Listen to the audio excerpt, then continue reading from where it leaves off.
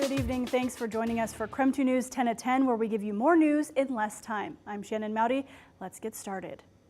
And we start with breaking news tonight. Right now, a fast-moving wildfire is burning south of Keller along the Columbia River.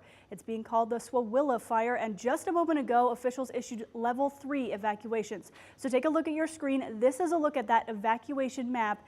It has burned roughly 1,400 acres so far and is 0% contained at this hour.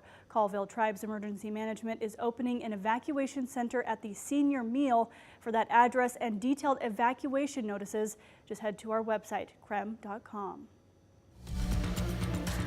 And this all comes as blistering heat is settling in across the inland northwest, with triple-digit temperatures set to blanket the region this weekend. Meteorologist Cody Proctor is live in the weather studio tracking the very latest on this weather impact alert day. Cody? That's right, Shannon. We are seeing some very dry conditions, and as we head into the weekend, very hot conditions. Right now, let's take a look at our current temperatures over at the Spokane Airport. We're at 82 degrees right now tonight. This is right just after 10 o'clock, so it's still very warm for us this evening. We are seeing clear skies at this time and 8-mile-per-hour winds coming out of the west-southwest at this very moment. Across our region, take a look at our current temperatures. We're mostly in the upper 60s for Deer Park, 80 right now for Ritzville, 82 in Omak right now, 78 in Libby. And we're keeping a close eye on our watches and warnings. Many of us are under heat advisories right now. That's set to upgrade to excessive heat warnings tomorrow morning starting at 11. That looks to stay with us all the way until Monday night. We're expecting triple-digit temperatures, potentially even record-breaking on Sunday. Our next 12 hours, we're not really expecting much relief from the heat. Even as we head into our coolest temperatures around 6 o'clock tomorrow morning, we're looking to be in the mid-60s. Those are comfortable temperatures, not necessarily what we'd expect for low temperatures. There's really no relief from it as we head into the next few days. Our 3-day forecast, you can see right here that we're expecting to stay in those triple digits all the way into Monday. And of course, that means a lot of us are looking for ways to cool down, and the city of Spokane is opening up free swimming at the AM Cannon, Comstock, and Shadle pools tomorrow. Now, in addition to the community pools, the city of Spokane will also have cooling centers open. All Spokane Public Library locations and the Trent Resource and Assistance Center will be open for those seeking relief from the heat.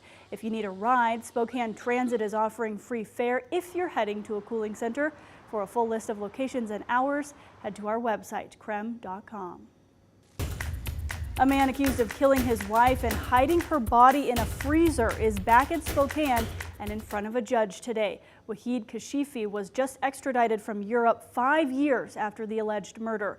He was booked into Spokane County Jail Thursday afternoon, and in today's hearing, prosecutors asked the judge to increase his bond to $5 million. KREM 2 spoke with a man who knew the suspect. When I hear from the court, I get very sad about that situation. Nobody was happy to this kind of situation happen to his family. Prosecutors say in 2021, after Kashifi fled the country, he called law enforcement and confessed to killing his wife. He was arrested 2 years ago at a volleyball tournament near Amsterdam. The judge agreed to increase his bond to $5 million this afternoon. He's expected back in court for his arraignment July 30th. Former Spokane Mayor Nadine Woodward has filed a claim against the city of Spokane, and in it she argues city council members violated her free speech and interfered with the election.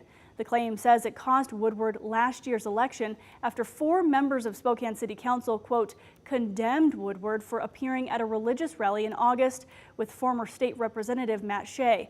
The mayor claims she didn't know Shea would be at the event.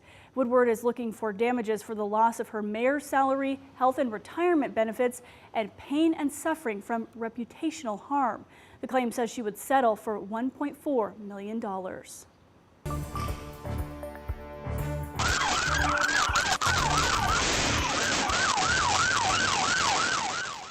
New Ring video shared by Spokane police shows the moment a car full of shooting suspects rammed into an armored police vehicle. The crash injured 7 officers.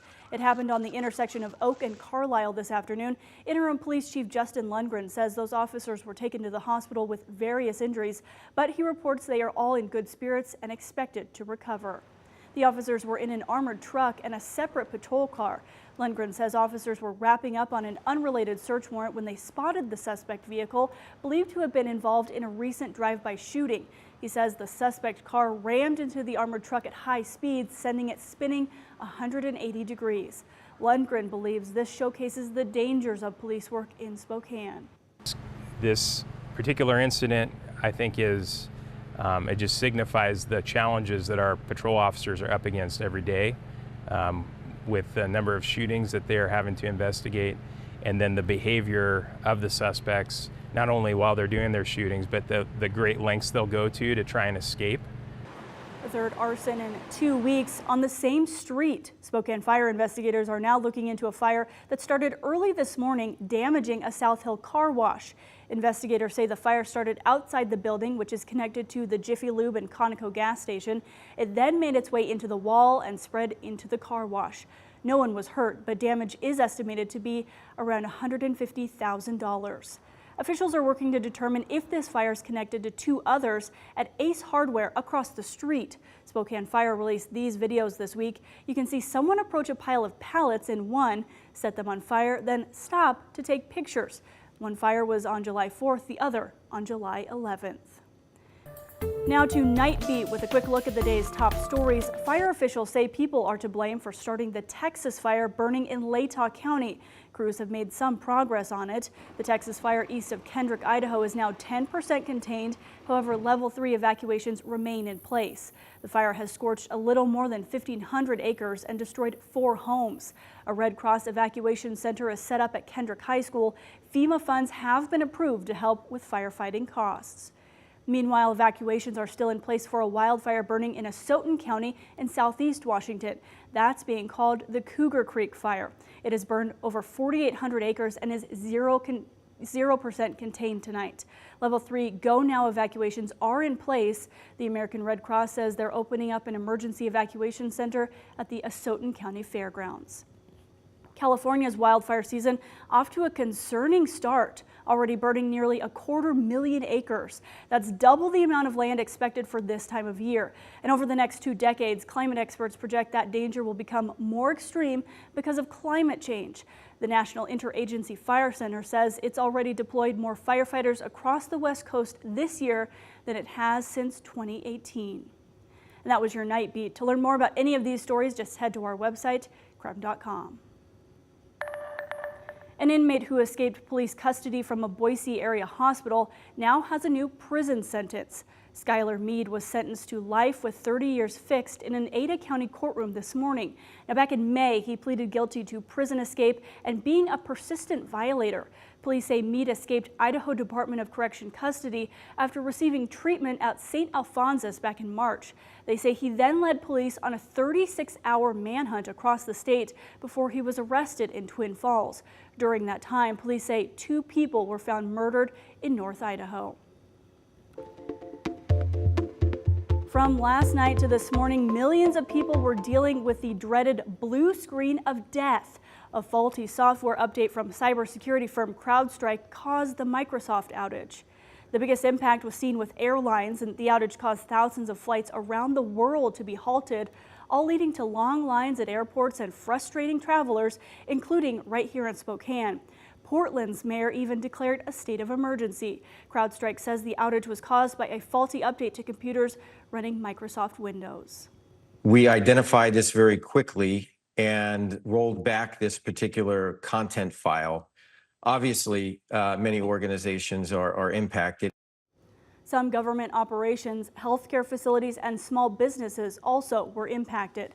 Meantime, here in Spokane, only a handful of flights were delayed all through Delta. Multicare Health Systems was also impacted, leading to elective surgeries at both Deaconess and Valley Hospital to be rescheduled. Many appointments were also rescheduled at Multicare clinics. And that was KREM 2 News 10 at 10, where you get more news in less time.